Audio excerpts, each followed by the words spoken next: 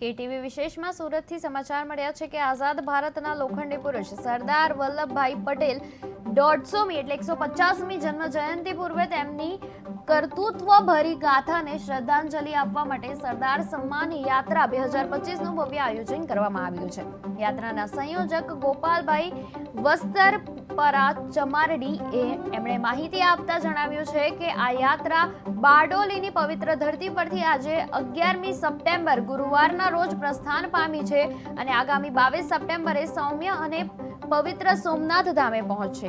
યાત્રા 12 દિવસમાં 1800 કિલોમીટર, 18 જિલ્લા, 62 તાલુકા, 355 ગામ અને 40 નદીઓને આવરી લેશે। કર્મથી ધર્મની યાત્રાના સ્વરૂપે યોજાયેલા આ યાત્રાનો ઉદ્દેશ રાષ્ટ્રીય એકતા, દેશભક્તિ અને સર્વ સમાજના સંકલન દ્વારા સરદાર સાહેબના વિચારોને યુવાનો સુધી પહોંચાડવાનો છે। યાત્રા પ્રસંગે સ્વરાજ આશ્રમના પ્રમુખ ભીખાભાઈ નિરંજનાબેન કલારથી અને દેશ વિદેશના આગેવાનો હાજર રહ્યા હતા। નામ અને હોદ્દો, યાત્રા પાછળનો ઉદ્દેશ। મારું નામ ગોપાલ વસ્તરપરા ચમાડી તરીકે ઓળખાય છે।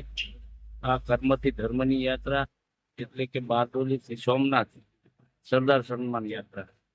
આ યાત્રા 1800 કિલોમીટરની યાત્રા છે। આ યાત્રા 18 જિલ્લા, 62 તાલુકા અને 355 ગામની અંદર પસાર થશે।